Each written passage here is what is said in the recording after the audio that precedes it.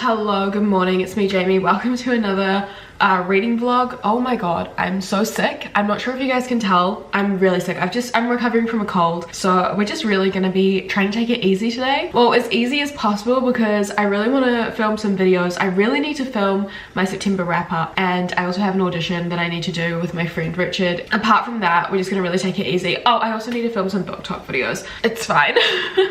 Anyway, hello, it's Tuesday. Let's talk about what I'm currently reading. So right now I'm in the middle of two books. Yesterday I started Anxious People by Frederick Buckman. I'm only on page 21, but I started yesterday and decided that I would commit to this week, and so far it's really promising, like really short chapters. So I don't know if anyone else loves short chapters. I'm obsessed with short chapters. I don't know, I feel like I always just make so much progress when I read short chapters. I don't know. Yeah, basically it's about this like hostage situation gone wrong. Like there's a bank robber, he's robbing this bank, and then he like runs into this apartment where this real estate agent is showing like 7 people around this apartment, and he like holds them hostage. It's told very choppily, but I feel like I kind of like that. Like we're jumping from like different situation to different situation, and so far it's really funny. Like I could see this as like some comedy film, but I think what got me is like one of the very first sentences on the first page. The story is about a lot of things, but mostly about idiots. So it needs saying from the outset that it's always very easy to declare that other people are idiots, but only if you forget how idiotically difficult being human is. I don't know, I just really liked that sentence, and the fact that that was in the first chapter, I was like, okay, I'm gonna really dedicate the week to reading this, and I'm very excited to see what happens. I loved Bear Tale by Frederick Buckman, which I read in August. It was the first book by him that I have read, and yeah, now I'm ready to just like read his entire backlist. I'm just excited to finish this and see where we go. I'm also in the middle of a Kindle Unlimited book. I'm reading The Best Thing by Mariana Zapata. I'm on page 161. This basically is a romance novel. It's a second chance romance. We follow our main character Lenny, and she was abandoned by this man that she was like in a sexual relationship with called Jonah. He like mysteriously comes back 16 months later. She wants nothing to do with him, but she has to like let him into her life because they have a kid together that he didn't know about. And so it's basically like second chance romance with like unexpected family for our male lead. And I think while he like gets to know their like less than a year old child and like fit back into their lives, a romance ensues, but I'm not up to anything romantic yet. So it's definitely a slow burn in classic Mariana Zapata style. One of the things that really drew me to this book from the get-go is the fact that our male love interest is from New Zealand. He is a New Zealand rugby player. He's an ex-All Black, which is our New Zealand rugby team. It literally mentions the All Blacks in this book, and he's also part Māori, and so there are bits of Te Reo Māori in the novel as well. He says that he is part Māori and part Pakeha, and then the American characters are like, what? Because Pakeha is the Te Reo word for like European, like white. So the fact that he's part Māori, part Pakeha, and that is like said in the novel, I'm like, wow, okay, cool. Like already I was like, that is so exciting. However, the book itself is kind of boring, like, which is unfortunate. Like I feel like Mariana Zapata does slow burn really well, but this doesn't have the same sort of charm. And then also I really don't like our female lead, and maybe it's just because the patriot inside me for my country is like already siding with our male love interest, even though he ghosted her and he didn't know that she was pregnant. I just feel like our female main character and her granddad who raised her, they're really holier than thou characters, and they're really unforgiving. Our male lead Jonah, he's constantly like, let me explain like what happened, and she's like, I don't want to hear it, I don't want to hear it, you know, like doesn't ever give him an opportunity. And they're really like, they just look down on everyone in their lives that aren't like them two and the kid, which is just frustrating, really frustrating to read about from like her perspective. Like I just want her to be like, just communicate, like literally just communicate and talk things through. Like it's just really annoying. And then there was this one bit where like she tells Jonah that like her kid is his, and he starts like freaking out, like he's fully freaking out, and she's like, oh, he's probably faking it. And like she spends the entire time, and she's still, what I'm reading, she still doesn't believe that he could possibly have emotions about this. She's constantly just like, he's faking his emotions, he knew, he read my emails, he's faking it. And it's just like, it's really annoying because like he's not faking it. I am telling you right now, this man is from New Zealand and he's a rugby player. If he's crying, that's real, because New Zealand men don't cry, unfortunately. It's one of their downfalls. They do not show emotion. So reading that, I was just like, oh, it's just annoying. But you know, it's just an easy read on my Kindle, so I will probably still continue with it. Anyway, those are my two books that I'm in the middle of. I don't really have any other plans for the week. But I am going to my beach house for most of the week starting tomorrow, which is gonna be exciting. I don't know what books I'm going to take. I'm going to come up with my October TBR in this vlog. I'm gonna try and figure it out today. So I'll show you what books they are, and then I will like let you know which ones I take with me. But yeah, this has been a very long-winded intro. I'm gonna go get started on my work now, but I hope you enjoyed this reading vlog, and thank you for spending the week with me. I also just wanted to share, I'm a really big like flavored coffee person. I'm making a coffee now, by the way. I love coffee, but I really love adding like flavors.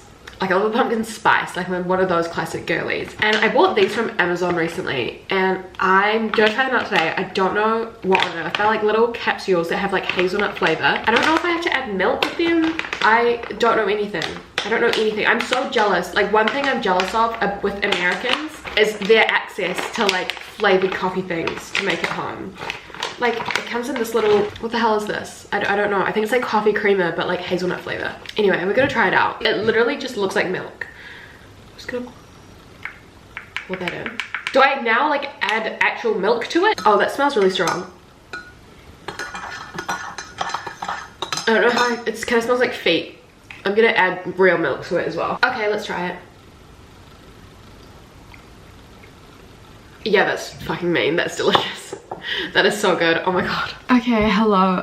The audition has been done. I have finished my audition. Please ignore the mess. If you can see any mess in the back of my room, please ignore it, because my roommate who lives in the room next to me, she is, and like shares the studio with me, she's moving out in 2 weeks, so I'm hoarding a lot of things in my bedroom that aren't supposed to live here, just to like make it easier for her while she like moves all of her stuff out and everything. She's like storing a lot in the main part of the studio. But yeah, when she moves out, do not worry, because I'm gonna have the studio to myself, and I'll be doing like little house tours, like decorating the space, bookshelf tours, book unhauls. Like guys, there's gonna be a lot of that sort of stuff coming. But I'm so sick. I'm gonna go stay at my parents' house tonight, so then early in the morning we can go to my beach house together. And you know when you're just like sick and like you just want to like be around your parents, like I don't know, I am feeling that vibe at the moment. But I've come up with like a loose TBR, like a pretty loose TBR, just for the first half of the month, I think, because I'm going to Fiji on a family holiday at the end of October, and like yes, that is like peak Halloween time,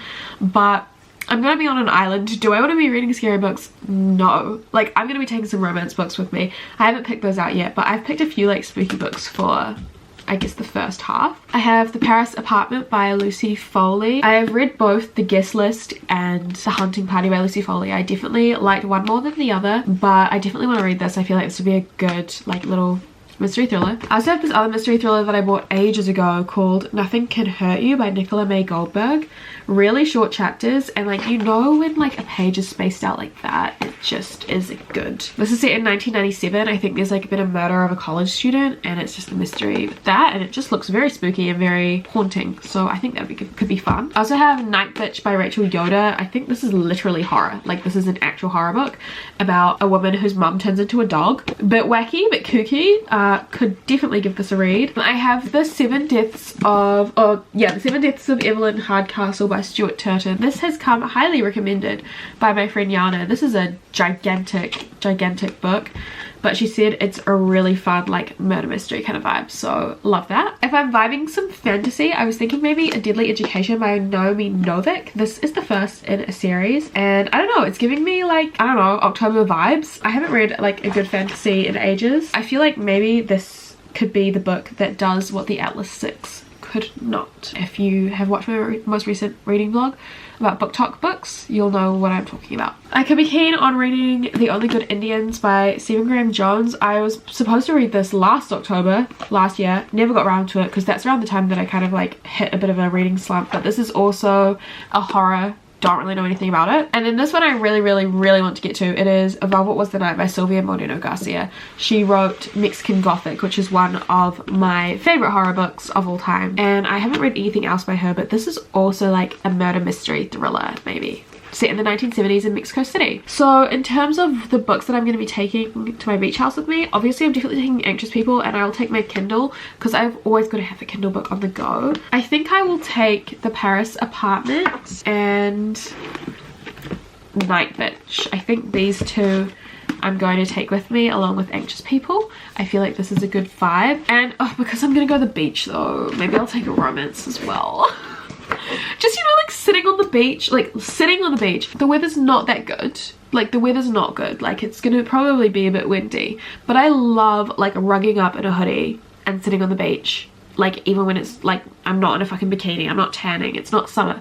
I just love reading on the beach, taking like a flask of coffee. I've decided, as well as my Kindle and these two books, I'm also going to take Love on the Brain by Ali Hazelwood. I feel like a rom-com will do me good, get me through my sickness. These are gonna be the 3 books that I take with me. So let's see if I can read all of them. I probably won't be able to, but you know, it'll definitely be some good reading material when I go and just rejuvenate.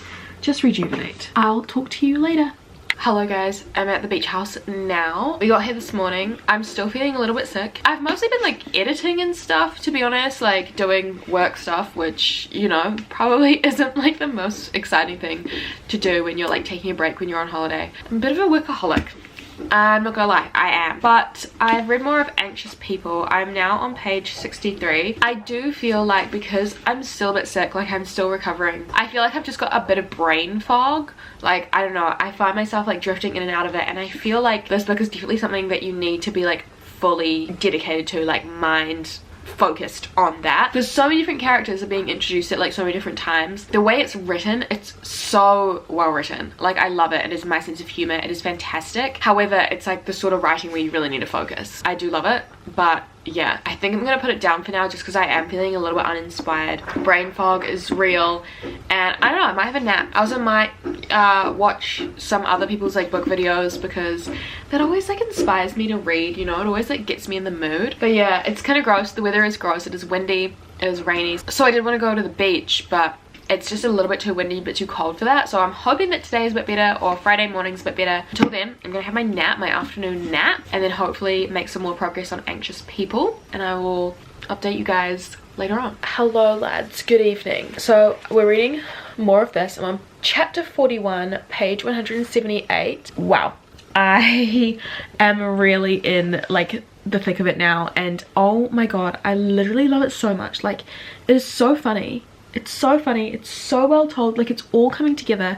I'm not gonna lie, like yes, I loved it from the get-go, but I think like when they're introducing the concept, when they're introducing all the characters, like yeah, sure, it's a bit confusing, like, you know, it's like I'm into it but I'm not like into it. And then now that I like at least know all the characters' names, I know who everyone is, I know what's going on, it is such a good book. Frederick Buckman, I think he's one of my favorite authors. Genuinely, to be fair, this is my second book I've ever read by him, but like the talent this man has, wow. Okay, anyway, loving this. There's literally just this character that has come along. He makes a living off of like people hiring him to go to like open homes, like, and open apartments and apartment viewings, and like playing the role of like an alcoholic neighbor or someone upstairs who like stomps around to like try and like lower the price of like these auctions and stuff. Oh my god. And him, like his role in it is so funny. Like he's such a funny character. All the characters are pretty funny, like the way they talk, but they still have like their vulnerabilities,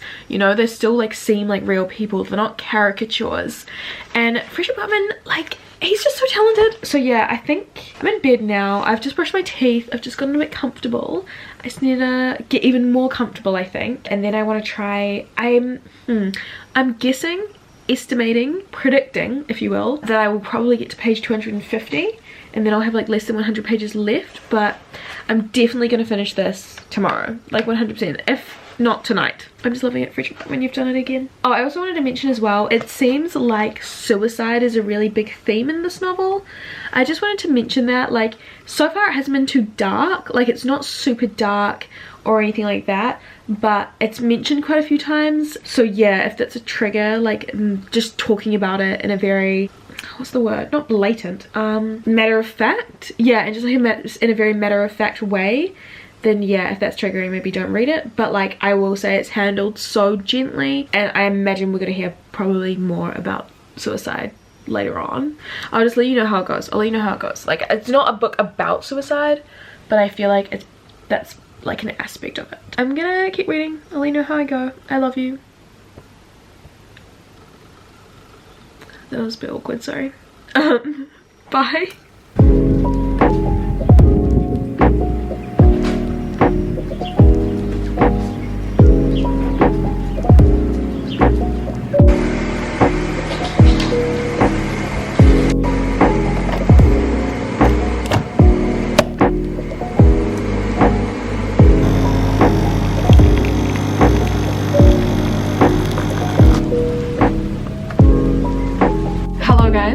obviously it's the next day. I'm definitely feeling a bit better. Like, I am not feeling as sick anymore, which is fantastic. However, what is not fantastic is that, like, it's literally been freezing cold. Like, I'm pretty sure this is the coldest day I have experienced this year, and it's not even winter anymore. So I haven't once been to the beach because it's like super windy, and I like sat outside to read a little bit, like just a tiny little bit, like as a treat. And like every time I'd go to sit outside, I'd start shivering because the sun would be out for like 2 seconds and then all of a sudden ran away. Yeah, it has not been the week that I expected. I fully was like, oh my god, it's gonna be something nice, like reading on the beach. No, none of that. So like literally all I've been doing is catching up on work and reading. I did finally finish Anxious People. Wow, 5 stars. 5 stars. I loved it. I loved it. It was exactly like my sense of humor, like just a bit silly, a bit goofy, but then had so much heart, like so much heart. Like every single character was so well fleshed out, and you could tell that the author really genuinely cared about every single character, and not in a way where he was like, oh yeah, like my readers are gonna find these characters so hilarious. He just genuinely like had love for them, like they were all his children. Like that's what I'm getting. That's the energy that I'm getting from the writing style and from the author. Like Frederick Bachman, I want to read every single one of his books. I really recommend it if you haven't read it. I don't even know how to describe this. Also, there's like a mystery going on. Like, it's not a thriller. It's definitely not a thriller or a crime novel, even though it is literally about a bank robbery gone wrong. But there's like still like a little bit of a mystery going on, and I had so much fun trying to like figure out the mystery along with like the police officer characters that are in this book as well. It was 336 pages of just pure happiness. It's the only way I can describe it. Pure happiness.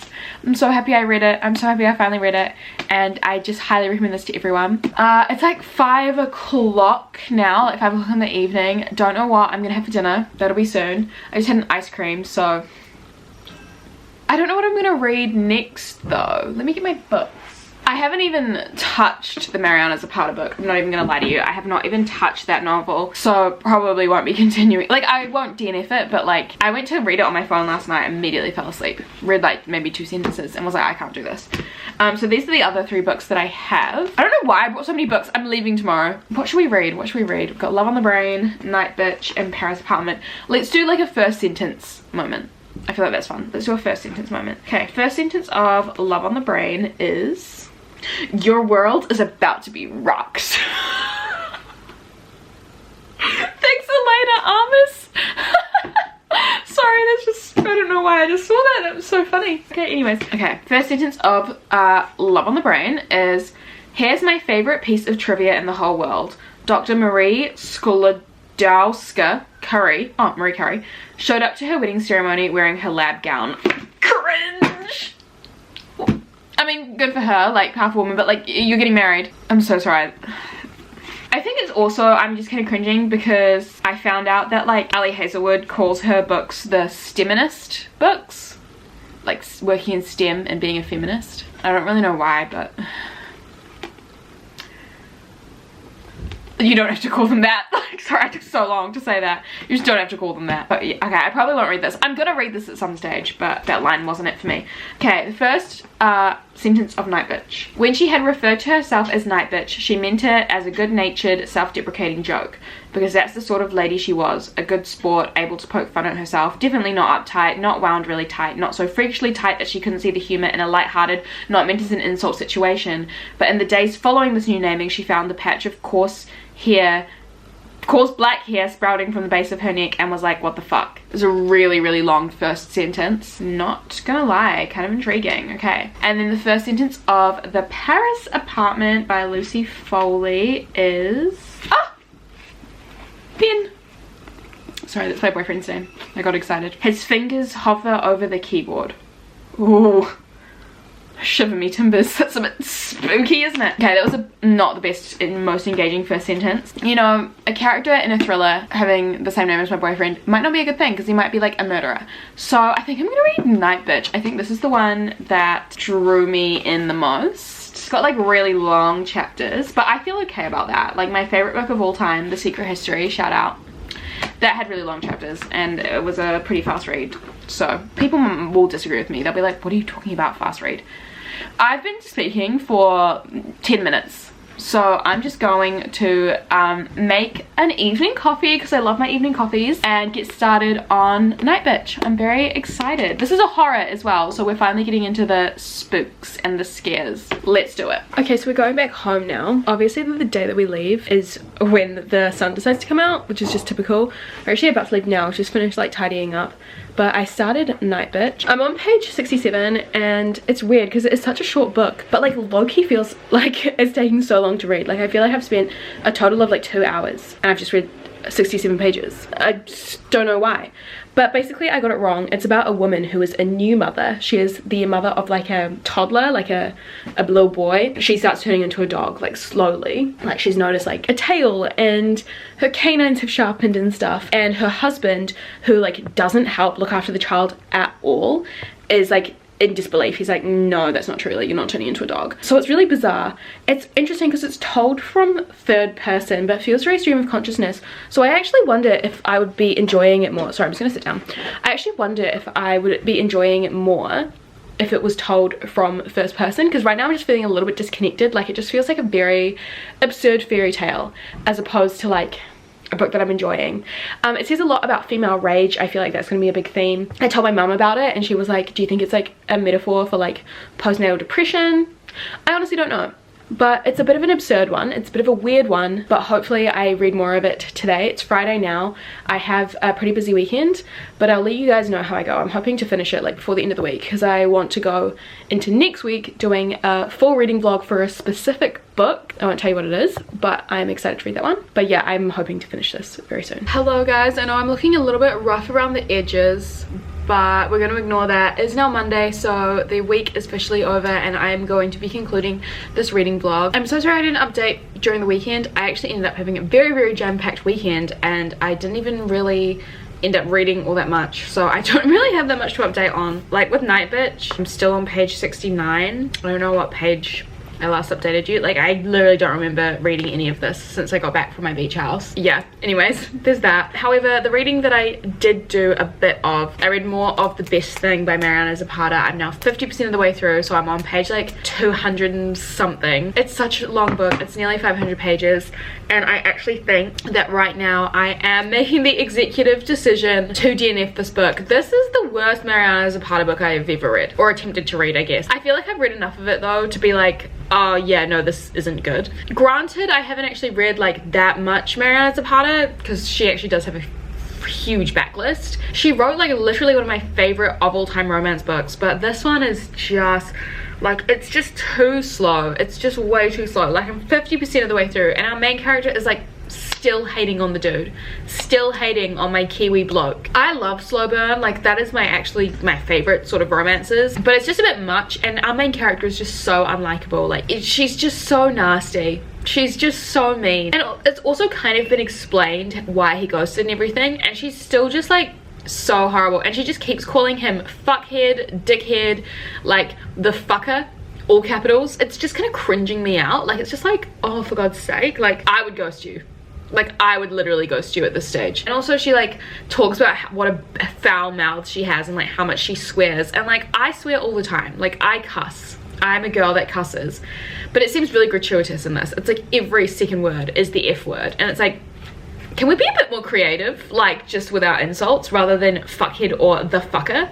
Like those are not creative whatsoever. I'm all for a creative insult. That's why I'm like not loving her mean spirit, because it's like she's not even funny about it. Okay, wow, the lighting's getting very intense. I am filming this like right when the sun is going down. It's directly in front of me. But yeah, I just wanted to wrap up the vlog. Guys, thank you so much for watching. I am filming 2 reading vlogs this week, so don't worry, there'll be lots coming. Yeah, I don't know, I hope you enjoyed. Let me know your thoughts down below. I love you all and I'll see you very soon in another video. Bye.